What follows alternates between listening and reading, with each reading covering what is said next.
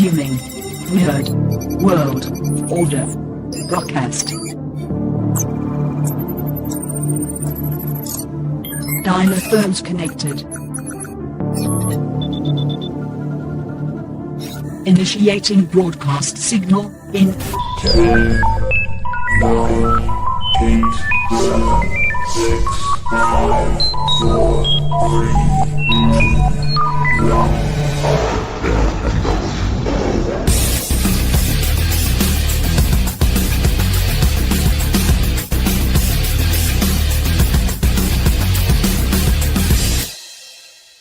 Ladies, gentlemen, and knights of the Nerd World Order, this is the Nerd World Order broadcast. I am the man that you call Dukes, and to my right, it's all about the...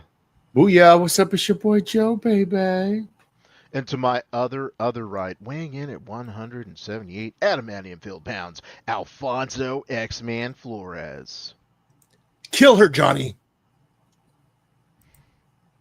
Yes, Johnny. You should unalive her. Since we're on YouTube Live, you can't say the K word. So many things you can't say. You can say corn, but you can't say... This is the Nerd World Order broadcast. We are going to be discussing the Fantastic Four. This will be a spoiler-filled review of Fantastic Four First Steps. So I'll start off by jumping right into it. If you heard the last episode, I went in with very low expectations of this movie. I thought to myself there couldn't be any better Sue Storm than Jessica Alba.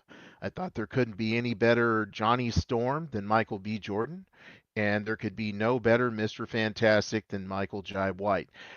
Luckily, I was proven wrong on all three counts because this movie was really good. What do you think, Alfonso?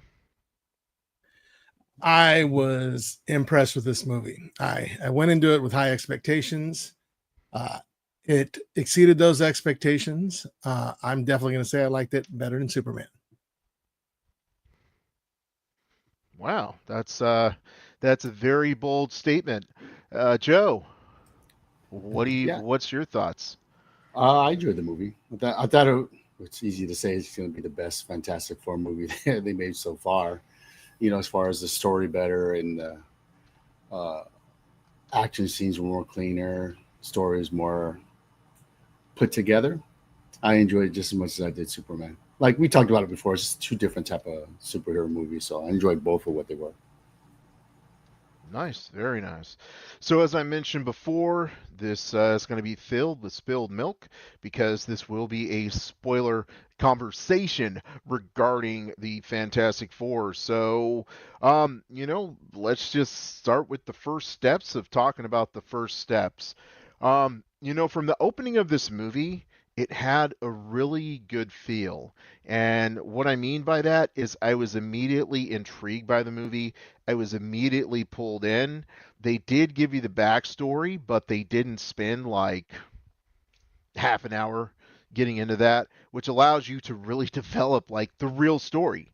You don't have to do the obligatory, they crashed into some cosmic rays. Let's do that in 5 minutes and move on, which I thought was a great way to start the movie. And I feel like moving forward, unless it's, I don't know, should they do that for all movies or should they just do it for, like, should they still give a whole backstory for obscure characters? What do you guys think?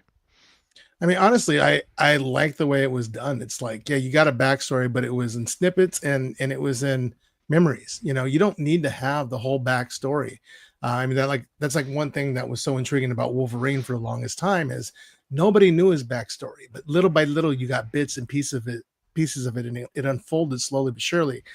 And until they released pretty much what they say is all the information, it was something that just kept people going. I'm down with that. Nice. So, Joe, what do you think? Just 5-minute backstories? Yeah, I think Spider-Man did it best when they didn't explain Tom Holland getting his powers. I thought Batman, same thing. You didn't have to go through the whole origin story again. Superman did it the same thing. You didn't have to. It's just like glimpse here and there. So I thought I like how they're starting to do that because we've seen it over and over again. We don't need to see it again. So yeah, I like how they're doing it now. Because to your point, you can jump faster into the story. You don't have to spend at least maybe I'd say 15 to 30 minutes of a movie trying to explain the origin and the Hmm. ramifications of what happened in that scenario. Yeah, I totally agree. Now, one thing that I thought was interesting that they did was they introduced a bunch of B-list villains. And I know they eliminated, like, John Malkovich's scene, whoever he was supposed to be, stuff like that. But the thing that I liked about this movie was, for the most part, things that didn't seem important had a payoff later. And as I was watching the movie, and because we have all these B-list villains, and Sue Storm does this negotiation with Mole Man. Correct me if that's not his name, but she did and it's like, it's throwaway. But really, if you think about it, there was nothing throwaway in this movie. Which, as your brain starts to have its machinations, there's a lot in this movie that kind of sets up what's going to be happening with Doomsday and Secret Wars. So it's nothing's throwaway, which I really liked about this movie. But what did you guys think about them introducing those old school villains right up front? Dude, I really, that was such a great idea. It's like, they did hit the ground running. They showed you that they've been up to stuff. They showed you that they've dealt with some pretty big level threats, even though they're B-list villains. I mean, that, I can't remember the name of that monster, but basically it's from the cover of Fantastic Four #1. And I mean, that's destroying the entire city, right? They're taking it down. Turns out that thing was working for Mole Man the entire time. They show Red Ghost Super Apes. Red Ghost is the one Malkovich was going to play, and for some reason they cut him out. But I mean, if you got to cut somebody out with that high of a standing, it's got to be good. So they did a great job with it. They mentioned Psycho Man. I think there was one or two other villains they mentioned. Every time they were in the UN, you see a seat for Latveria, and it was left empty intentionally. So that was kind of cool, because you're like, where's Doom? Where's Von Doom? He's not there, but. Yeah, I really enjoyed how they did all that. Interesting. I didn't notice the Latveria thing, but that's what I mean by nothing's a throwaway, right? Because then you have to ask yourself, like Alfonso just said, where's Doom? Is Doom in a completely different universe?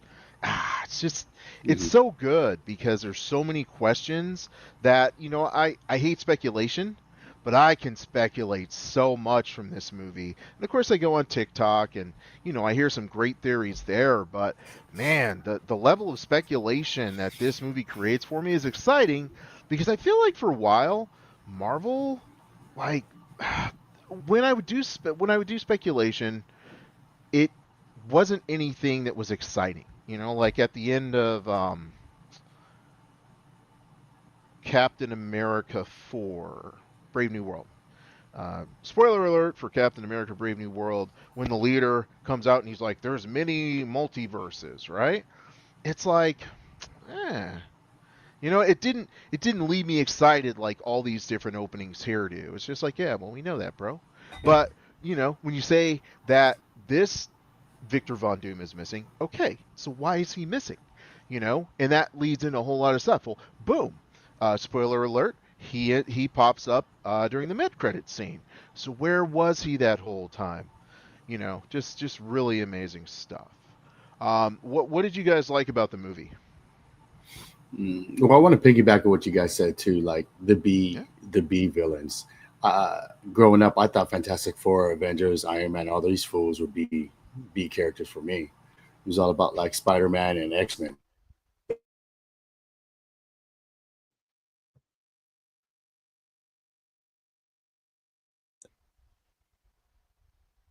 Yeah. Superheroes for me. You know what I mean? I mean, it's so bad they got to make their son a mutant. So it's that's how I think about that stuff. As far as speculating, like I noticed the Latveria. I know I'm saying it wrong. No, I saw that sign. I saw that sign right away, bro. Because I'm a huge Doom fan. Like he's missing.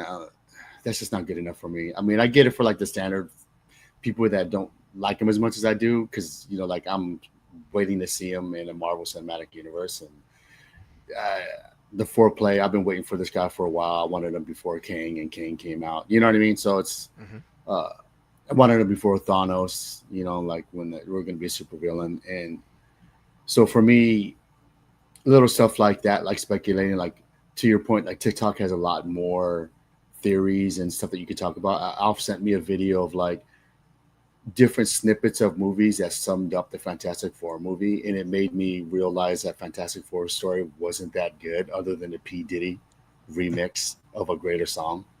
That's what it felt like, you know, because it was like I don't know how many was it? It was like 7 maybe different movies that Oh, it yeah, took, there's so many. and basically told the story of the movie with different. It was just crazy. I don't know if you sent it to you, Alan, but I was like, wow. Even like it got to the point where you're talking about Mo Man and what he was doing. It was like, wow.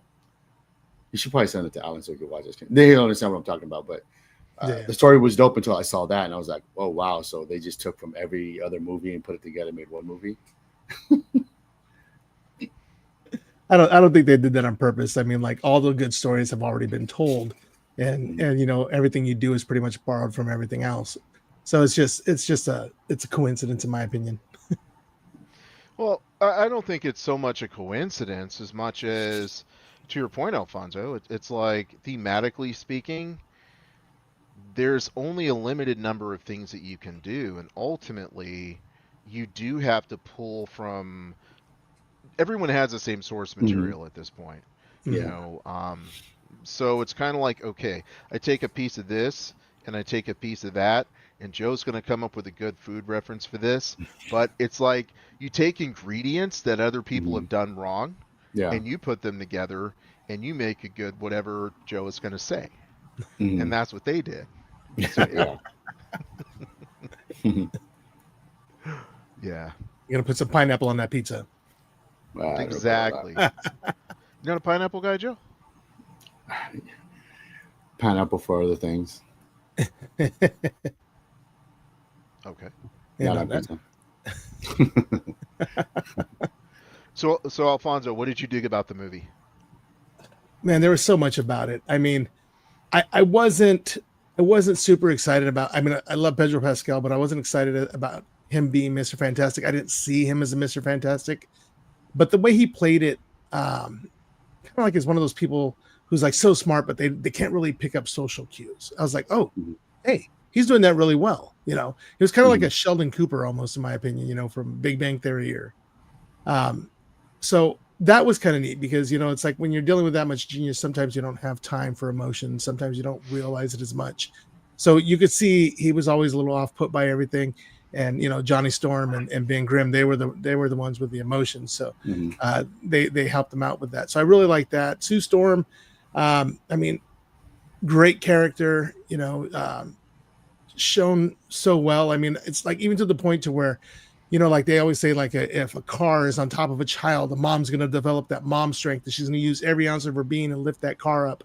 So it's like she reached deep down into that. And she was able to pull that out too. So as a mother, as a parent, it's nice to see that because you know there's so many cases of that really happening. They can just dig deeper because you know it's that mama bear mentality.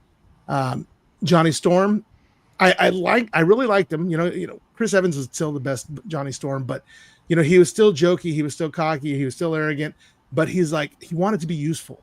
And he's like, you know, I'm a scientist too. You know, he's part of the team. He wasn't just Sue Storm's little brother. You know, he got on that team for a reason, and he got to let it shine.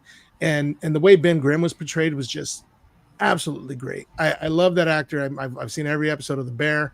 I can't even remember his name. Still love him because he's got a weird, different, interesting name.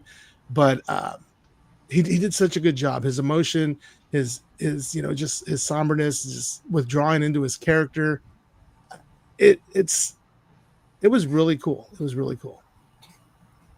Yeah, you know, something that you pointed out, Alfonso, which was I thought really cool, but I also didn't buy it, was everybody had their own scientific skill set. You know, Sue Storm, she was obviously very good working with people, and so that was a balance to Johnny and I'm sorry, Reed. And when they say opposites attract, I think that's definitely what that was highlighting there. But at the start of the movie, Reed said, well, I needed to go into space and I wanted the best scientists in the world. And so luckily they were my family. I was like, bro, you ain't got to lie. Like, if I was like, yeah, I was going into space and I wanted the best scientists, so I found Joe and Alfonso. No, I wanted my peoples with me because those are the people that I trust. You ain't got to lie, bro. Like, I mean, Johnny, cool. He apparently understood linguistics, which probably wouldn't do much good if you're going into space because this ain't Star Trek and he was no Hura. So, what was he supposed to do? Now, Ben, okay, so he was a good pilot, right? Right. Sue, who's she negotiating with in space, bro? Wasn't supposed to be nobody out there, okay? And she didn't do a good job of negotiating when it came time to talk to Galactus. Why are you gonna have the dude with absolutely no people skills, trying to negotiate with Galactus for your kid, bro? Of all things, man. But yeah, that just bothered me. Oh, yeah, and I got the best sign. No, these are the people I trust. If I'm going into space, I want them to have my back. But yeah, the fact that when they were on Earth, everybody was able to have their own skill. I hated the Fantastic Car. I was like, and I actually like Kirby or Herbie a little bit more than I thought I would, because to me he was the thing for the kids. Yeah. You know how they got to put the cute thing in every movie, like in Jurassic Park Jurassic World, where they did that stupid dinosaur Doris the Dilophosaurus. She really wasn't Dilophosaurus, but it was like pro. But then I was like, okay. I mean, okay, here's my thing, right? Herbie, he was a computer, but he wasn't smart enough to hide the baby. Like, he just sat there. Galactus looking at him. He's looking at Galactus. Galactus looking at him. He's looking at Galactus. And he didn't hide the baby. He just left him right there. But I guess I digress, and I'm way off topic. But all the characters, I like them. Well, first thing first, his name's Kirby. I didn't know, bro. Not Herbie. Not Herbie. No. Bug. It is Herbie. It's Herbie, not Kirby. Oh, it is? Yes, with an H. It stands for something. Herbie. I thought it was Kirby, dude. Engineer, bro. Kirby sounds cooler, bro. Well, like with Kirby, because that's what I'm gonna call him. Jack Kirby. Yeah, Kirby. If you remember, Reed Richards would put different discs in him for different scenarios. Okay. So maybe to your point, like he doesn't have the disc as a protector, and it was more of a disc of a watcher, like to watch the kid. That's the best argument I could do. As far as Reed Richards is, like, he doesn't care about no one cares about the multiverse, which is dope. Was that Reed Richards, when he was trying to explain the multiverse on the chalkboard, explaining how there is a multiverse, and all the kids in the background were like, oh, you want to see an explosion? I almost want to say that was a dig at everybody else talking about the multiverse, like the people on this podcast that don't care. I almost want to say it's a dig at us, which I respectfully think is pretty cool, because I am tired of that. Like Alfonso waving at Galactus that I don't care about in front of my face. He finally put it down. So, and it also explains Reed Richards, how he doesn't have the capacity of emotion, and it's all like numbers and figuring out how to fix things. I thought they nailed it. I thought Pascal did really well on it, because that's exactly how he is in the comics, and leads the Invisible Woman to go cheat with Namor, because she's looking for that love, but she doesn't want to be with him, but she's looking for the love piece that Reed Richards cannot connect with.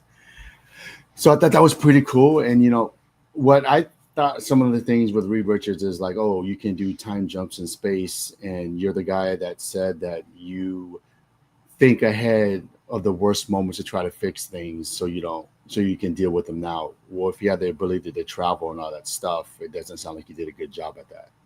I think that's why he's perplexed about the whole thing, right? Yeah. But just to see him, stumped and then have to figure out a way, which I think is needed for the Marvel Universe, because the characters that they killed that did have reasonable logic and really, really smart, they're not around anymore. They have the newer ones, but I felt like with Riri and why can't I think of her name? What was the other one? Shuri. Shuri, like, yeah, they're smart, but I don't think they're smart to the point where I feel like in this version, where the way they did it with Reed Richards is like, he really got stumped, and you believe that dang, how am I gonna get out of this? And you start to think as a person watching it, like, wow, how is he gonna figure something out to get out of this? Because it's that tough. And you start to think yourself, like, what would I do?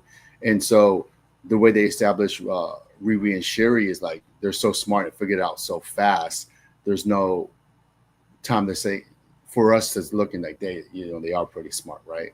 And so you forget that they're there in the universe, because Iron Man has done it for such a long time, right? And then you even have, like, the Hulk and his genius established a little bit that he was smart, right? And then you also see Tom Holland when he did a little throwback when he was making his armor inside Iron Man's space or plane, making his own armor, how smart he was at the time, So I think they did a good job with that. Invisible Woman, what do you guys think about her? I thought she was dope. Like, I think in the comics, she's that strong, and so I thought she was portrayed. She is kind of OP if you think about it. Yeah, I thought they did a great job with her, only because I could be wrong. I'm not a Fantastic Four fan. Didn't read Fantastic Four, as you guys know. I just saw her always as just like a background character who didn't have very much to do.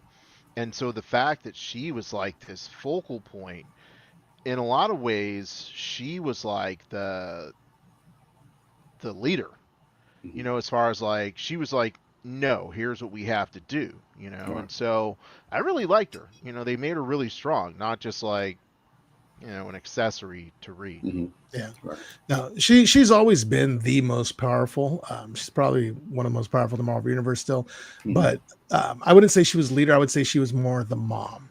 It's like, she was just the mom of the team, and she when things came down to it, she made things happen. And yeah, I mean, I wouldn't say she was OP. She did get there, but there was reasoning behind it, and like I said, I feel like it was totally justified. Mm-hmm. Yeah. I mean, it's a good balance to your point. Mm-hmm. He's so smart, and she's all about emotion and family. They did a really good. She's the anchor, right? Yeah. We talk about who's the anchor of like which world now. That's what everyone's talking about. She's the anchor of that family. So with her holding everything together, and it's funny when she did the speech and everyone's like, she's right, dude. Try to do that in Earth. That ain't happening, bro. They ain't happening. They're like, give me that baby. They don't care, because everybody in today is just selfish, bro. Like, they're out for self. And someone as good as that speech, like, hey, that sounds good, but let's do a number game. Like, you're gonna protect one as opposed to many. And that's how our government thinks. Like, in the military, especially, they do that. They're like 14 compared to like 14 million. Do the math, which one's better? And that's just stats with anything. And it's not even in the military, it's with anything, in jobs, corporations. It's just all about, that you sacrifice less for the many, so, and that's how they think. So like, I thought she was pretty cool in that aspect. She's very powerful. I thought they displayed how powerful she is really good, but at the same time, very wholesome and family oriented. And she, as strong as she is, you wouldn't know it because she doesn't really show it that much, right? And same thing with Reed. I like how they focus more on his intellect, and it didn't want me. Well, let me see his powers. Because, like usually when you see characters, like, let me see what the powers are, how they're going to, the special effects and how he uses it. So when he did use it, I was so more focused on him being smart and figuring out how to be Galactus more so than him using his powers. Yeah. And so with the four characters, I'm going to get to the ones that I even, as far as the comics that I liked, and when they were in separate comics, is first I'm going to start with Johnny Storm. I thought Johnny Storm was dope. I liked him growing up as a kid with Amazing Spider-Man friends. It was Firestarter, Spider-Man, and the Human Torch. So I've always was a fan of him separately than collectively with the group. I thought the guy playing him did very well. I kind of like his take on it. You know, like I know people are like the Chris Evans, where he's just like, you know, kind of like cocky, a womanizer and stuff like that. Where Mhm. okay, I've seen that before. I thought this take was cool. They try to make him like he was more smarter, breaking the language barrier down to where he can speak the language. I thought that was a pretty cool like little thing that they did. Yeah. I think he's dope in a sense of like when they did go meet Galactus and things about to go down, like he didn't even hesitate. He was just like boom, he just started throwing fire and all that stuff. Like we got to get out. He thought family first, and I thought that was awesome. And then carried to the end where he was just like, bro, I'm protecting my family. And he was just like, hey yo, tell Sue and tell my nephew I love him. And he was just gonna go sacrifice himself. And the fact that he just didn't think, he just did. And I enjoyed that. What did you guys think about it? No, dude, he was such a great character, and his characterization and development was so good. Did you know that was Eddie Munson from Stranger Things? Yes. Yeah. Yeah, okay. I wasn't sure if you knew that, but because it's like I couldn't see it in him at all. And then I saw him in an interview, and he's British. I'm like, what?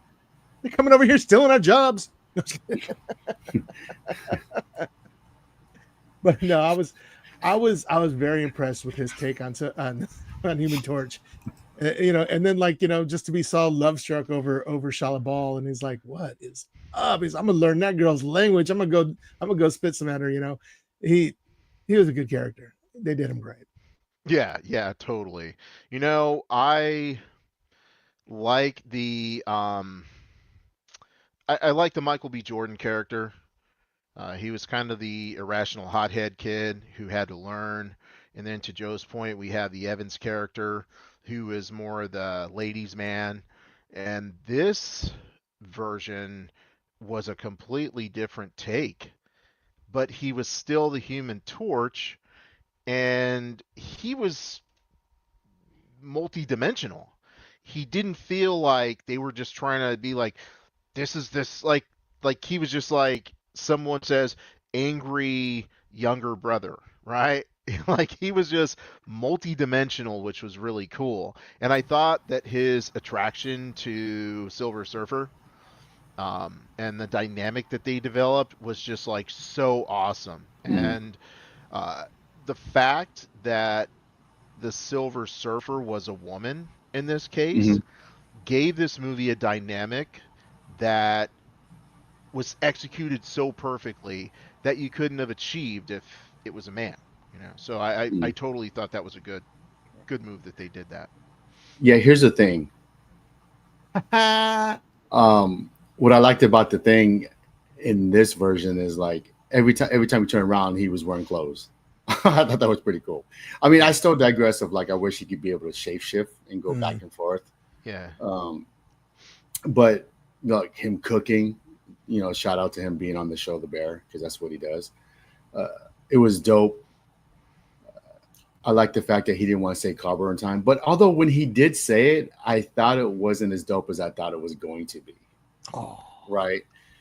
Like, well, because I play Marvel Rivals, so like when I say it's Clobber in time, it just looks so much cooler, bro. Like that's his ultimate. He says it's Clobber in time. So like the whole time you're like, say it, and he's like, no. And then when he does say it, I just felt like it was okay.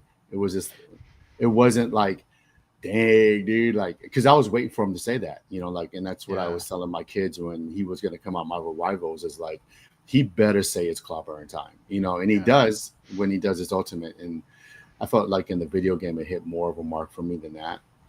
But, it's pretty cool. Like with him and Johnny, to your point, Alf, it is more emotional between those two, like not to say that Sue Storm's not, but I feel like those two, they had the right mesh of like comedy going back and forth.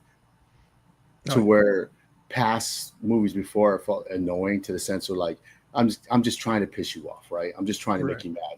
Where this is like brotherly, like just little jabs, like how we all throw jabs at each other. You know what I mean?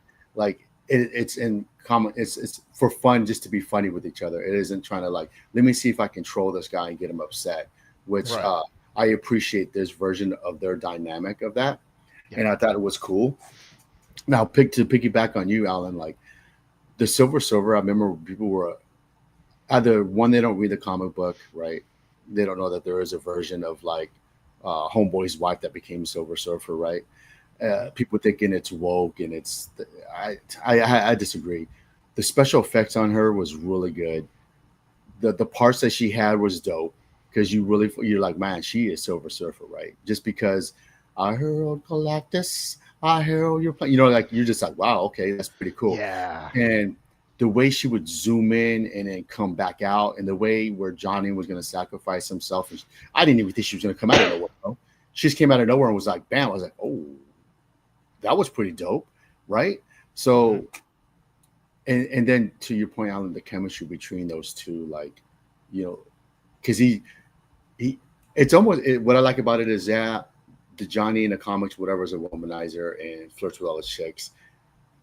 This version, he is flirting with chicks, but it almost looks like he wants to try to find love too. Like he's in love. Yeah. You know what I mean? It's a different kind of like, I'm in love with you and I'm going to flirt with you, right? To where Chris Evans flirts with the nurse. Next thing you know, she's like, hey, you're hot. When you melted the snow, let's be in a jacuzzi. It's two different type of like scenes. But what do you guys think about Silver Surfer? Okay, when Silver Surfer was surfing the, let's say the light speed, the time distortion, I was like, dude, like, oh man, they did Silver Surfer so good. Like Silver Surfer is one of those characters who I've always thought looked boring, and his story was boring. Oh, I'm shooting my cosmic rays. But the way they did Silver Surfer, when she was chasing them, I was like, dude, how are they going to get away? Right. It was so good. Like, do I want to see the Silver Surfer again? No, I don't. But for what they gave us, amazing. Just so good. Yeah, she rocked it, man. And then at the end, when she came up and she just saved the day, she gave Galactus that extra little push. It's just like, deep down, she's a person, not a human, but she's still got a heart and she's still got a soul. And like she sacrificed herself to save her planet and just to take other people's planets, like Johnny got to her. So that was super cool. I mean, yeah, when she was slipping, sliding through the time stream, that was so dope. Speaking of that scene, I mean, it's like, to go back to my quote where Sue tells Johnny to unalive her, and I was like, whoa, really? And it like nobody really flinched at that. And he's like, what? And she's like, yeah, she's trying to kidnap your nephew, unalive her. And I was just like, nobody's jaws on the ground like mine. I mean, people were shoving popcorn in there. It was like, I could not believe it. And it's like, it made me think, I don't know how much you guys know about Sue Storm turning into Malice, but man, she has like a dark side to her, and sometimes it takes over. And when it does, there ain't no stopping her, man. She's too good. Or too bad, right? Yeah. I'll just, Joe's only probably going to get this joke. So she turned into a rapper with Pusha T. Okay, move on. Just act like I didn't say that one. Freeze a little bit. But it was cool though. I mean that part was insane, and talk about character development, because it's like she's this sweet, and then she's like, nope, it's gotta go, get rid of her. I was it's dope though, because that's what mothers do. Yeah, exactly. And you don't see stuff like that in these comic book movies, in Marvel or DC. You'll see it in The Boys, but you won't see it in this. So it's like, to hear that and everybody just accept it like that. I mean, that was really dope. I was just like blown away at that part. Yeah, because like who's, even though there's Reed Richards, I think they made it look like she was kind of like the leader. Yeah. And I'm okay with it, dude. Like it was done. I'm okay. We've always talked about, I'm okay with them not pushing the narrative of putting someone like a woman that's in charge when it's done creatively and it makes it's a smooth transition into it. And the demonstrations that she has done through the movie of like strategically doing this and doing that, I'm with it. Right. I'm like that I look at that makes sense. Right. And so like, when it makes sense to me like that, it just, it doesn't break the dynamic of the group like Galactus breaks the dynamic of a planet. And I thought Galactus in this was so sick compared to like Fantastic Four, the second movie, where Oh. like you just see the cloud, like it was Independence Day. You remember when the spaceship was coming through? Yeah. So it was cool. You got to hear Galactus talk. Yeah. You got to see him in his, like, like, even though he's like a kaiju kind of like height, you got to see him Yes. sitting in his throne talking, and like in a spaceship. You had Silver Yeah. Surfer there. Reed Richards was talking to him. It established that he's very fearful, right? Like ain't nothing more fearful of a villain is when someone's coming for your kid. Yeah. And so you establish, like, man, already he eats planets. And if you look at Silver Surfer, when Johnny started speaking the language, hey, what did this mean? You did this and you did that, and she told you the story, and she totally forgot, because it just lets you know how long they've been doing it, right? Yeah. So you forget how you became Silver Surfer, and Galactus is tired of eating planets, right? So like it's just exactly like in the comic books. He's really tired of doing it. He wants to be done with it. He doesn't want to do it no more, and thus why he needs his, Reed Richards' his son, is because he's tired of it. I don't want to do it no more. He's over it, and I felt like they did a good job of even when he walked on Earth, it was just dope. And then like we had talked about this before with him fighting to the Fantastic Four. You're like, how are these guys gonna beat this dude, right? Right. And so one of the stuff, like, I kind of got disappointed. I'll say it just because I'm nitpicking and I love Doom so much. When they were trying to establish, we're like, let's make the planet disappear. We're gonna move the planet, and then Silver Surfer comes and destroys all of them. One survives, right? Right. And I wasn't thinking of like, oh yeah, you can still do it with one, right? And they'll put Galactus to it and go. I was just thinking, ooh, is this where I get to see Doom? And that one that didn't work, or the only one that's left, or the reason why it didn't work in the first place was because it was where Doom is at. He decided he didn't want to do it. Yeah. And then when that didn't happen, I was like, oh man, you know what I mean? So, but again, I digress. What do you guys think about Galactus? Dude, I was so stoked that he wasn't some ugly smoke monster like in Lost. It was Yeah. just he was done so well. And it's funny because it took a while for me to I remember when they casted the guy and I'm like, huh, he's gonna be Galactus? I mean, he's got a long face, he doesn't look right for it. And then when they showed him, I was like, oh yeah, and then it took me a second. Oh yeah, it's that guy. And he did a great job. I mean, his stature was just perfect, like the compared to the size of Reed Richards and Sue Storm and all them. It's just like he was massive, and he was just there, and he's like, you insignificant ants. It's like, I'll give you a chance, give me the kid, I'll go, and that was cool because he was done with the whole thing. He's like, you know what, I'll give the child the hunger and I can finally rest. And it's hard work being that hungry all the time. I understand. I hear him. Yeah. I hear him too, baby. I was just amazed by the way that they portrayed Galactus, because to me Galactus is just a stupid, dumb, boring character. I sound like such a hater, but I think eats that whole planets. universe, right? The Fantastic Four universe. Yeah, in general. yeah. The whole thing is just like, so you're big enough to eat planets, but you're also big enough to walk around on Earth and fight these people. But the way they did it, where his ship was kind of the thing that was consuming, and it was, I was like, sold. Yeah. And just the way that he said stuff was like, he just knew, like, doesn't matter what you say, because I'm Galactus and I'm all powerful. This is going to happen, And it was just like, dude, this is, he was just cool. And it was so cool when he was walking around on Earth. And I know you guys said this, but at no point where I was like, this is dumb. The whole thing, I was like, dude, I'm sold. I'm in. And then when Thing was doing his stuff, where, I was going to say Thing, where, he was like breaking the buildings, and Sue was doing her thing, and Reed was, opening up a manhole cover on his back. I was like, dude, this is cool. Like, I was into it 100%.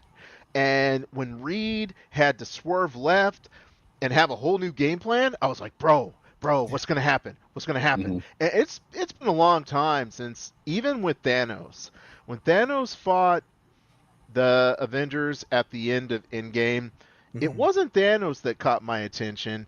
It was when Captain America picked up Mjolnir. Yeah. Then Yeah. it was the fight. But with Yeah. this, I was into seeing what Galactus was going to do. Hmm. And that was just completely different. And the Mhm. fact that Sue Storm at the end, like, she powered up. I was like, bro, she went over 9,000 on him. It's like, Yeah. yo, this is cool. And for me, that was like, that's a mom, bro. Like you Right. guys said. Now, my mom always talking about, like, a mama can pick up a car if your child's in Mhm. trouble. I Yeah. don't believe that. But Sue Storm had me believing that. Sorry, mom. Right. I guess I believe Yeah. Sue Storm more than you. Right. She went gear 6. Yeah.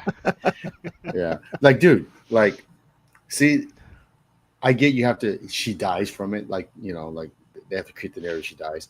But what I would have loved to see is when she was doing that, right?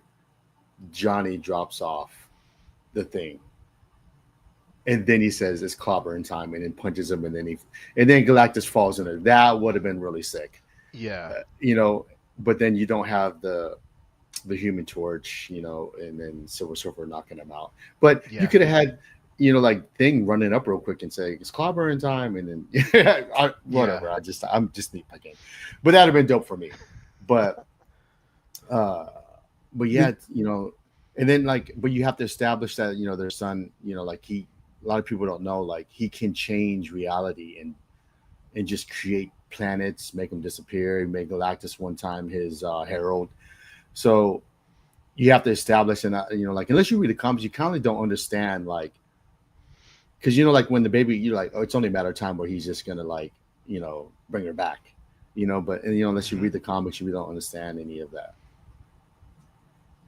Yeah. That brings up an interesting point, and Alfonso, you're going to correct me all the way through this. My understanding is that Franklin's power is more of reality manipulation. Bringing his mom back shouldn't really be one of his skill sets unless he changed reality in order to do that. What do you think, Alfonso? I mean, if he can create a pocket dimension, he can do anything, man. That kid he's ridiculously powerful. Like, he's so powerful that he needed a way for him to be protected other than the Fantastic Four. He's like, oh, I'm going to make it so I'm a mutant, so that way all the mutants protect me as well. And he did that with being a baby and not even knowing, Yeah.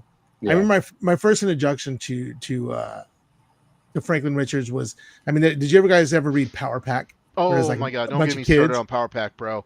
That was my jam, dude. It Oh my was God, so I good, love Power dude. Pack, dude. Remember when they switched up powers? Yes. Oh man, and he was like 4.5. But they brought him in. He was just like the whiny baby of them.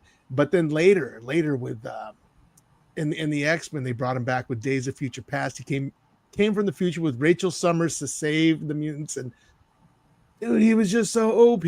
And they've done him so many times, so many different ways. And he comes from the future as an adult. Yeah. He goes back in time as a kid. And then all of a sudden now you've also got a Valeria Richards, which there's a lot of speculation on the internet that when they were slipping in and out of that time stream, that Sue may have had another baby because maybe Franklin was warping reality and you couldn't see that she was pregnant with twins, and that baby went off into the other reality, which is 616 or whatever.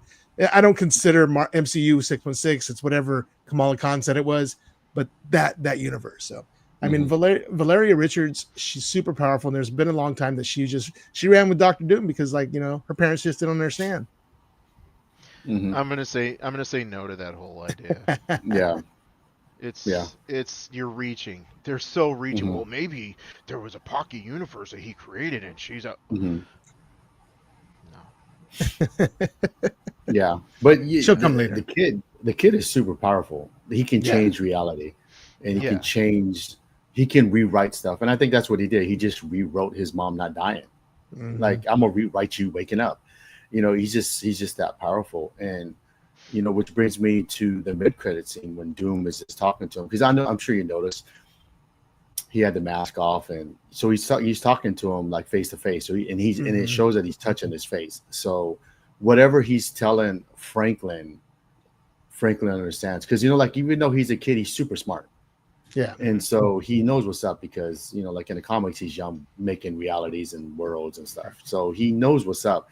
So whatever Dr. Doom is telling him, Franklin understands. Yeah. And so it almost makes it look like he's willing to go with Doom, to do whatever. But then again, Doom is just classy, man. Like he can just, he's very savvy at like lying and manipulating the situation. And, Doom's very good at just like with social media, like you can film something and have the way you film it and the way you tell it is telling the narrative. And whatever views you have, anyone can pick a quote, film a certain scene to promote your narrative. And I think Doom is really good at that.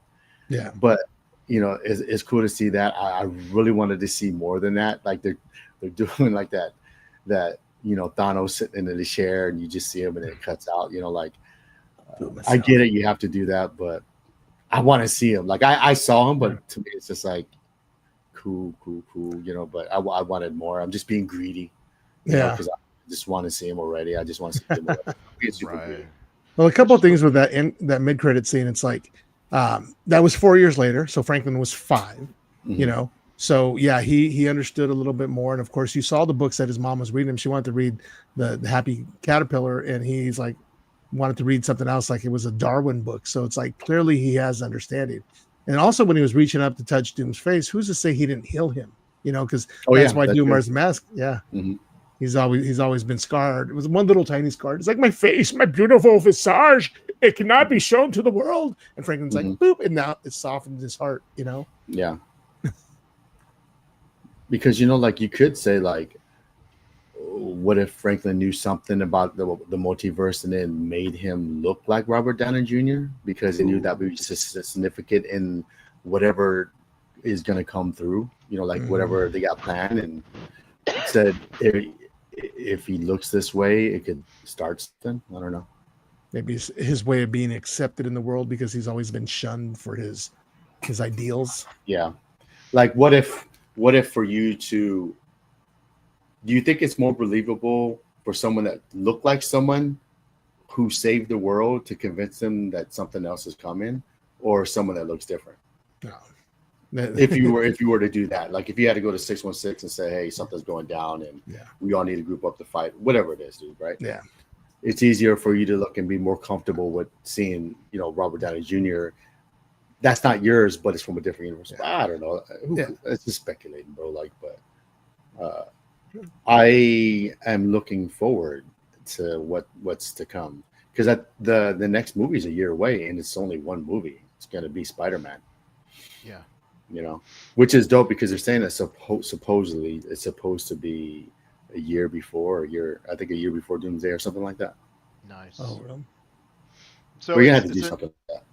As you guys are talking, and Joe was talking about speculating, I feel like Marvel and DC, they're kind of like fantasy football leagues, right? Because you're trying to figure out what's gonna be like, what's gonna happen before it happens, right? Mm-hmm. And that's what's been missing with Marvel for a long time, is you don't get that excitement with your speculation, because every time you speculated, they would give you something dumb.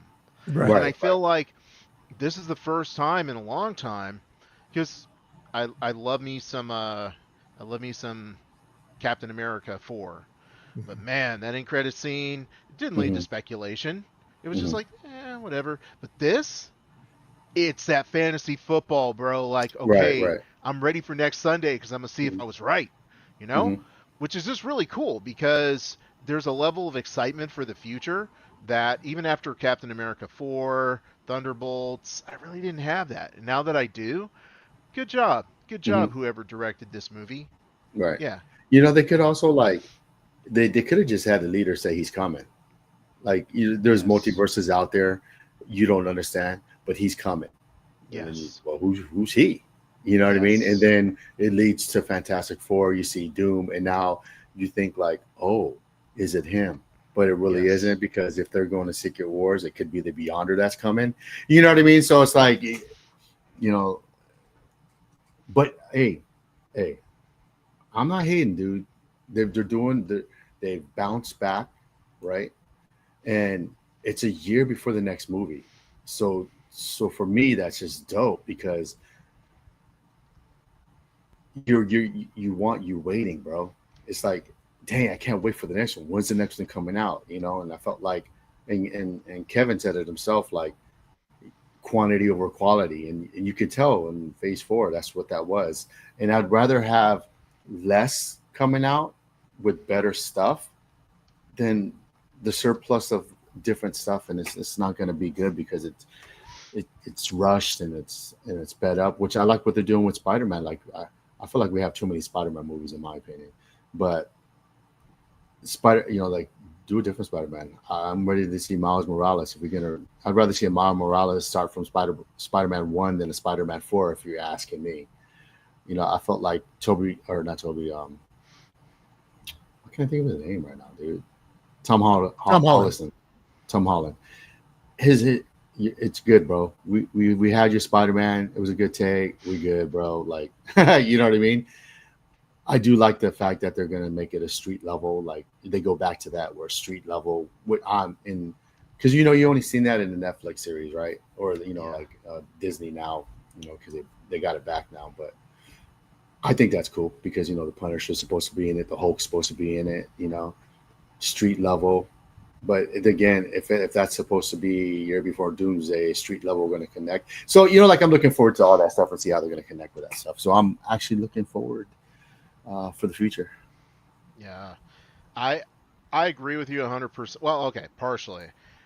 I feel like they're going to do too much with like another Tom Holland movie, and at some point it's like this dude looks 30. You know what I mean? Like at some point, Yeah. it's going to lose its significance. But Mm-hmm. I think what they're also thinking is we got rid of Robert Downey Jr., we got rid of Chris Evans, and you see how that backfired.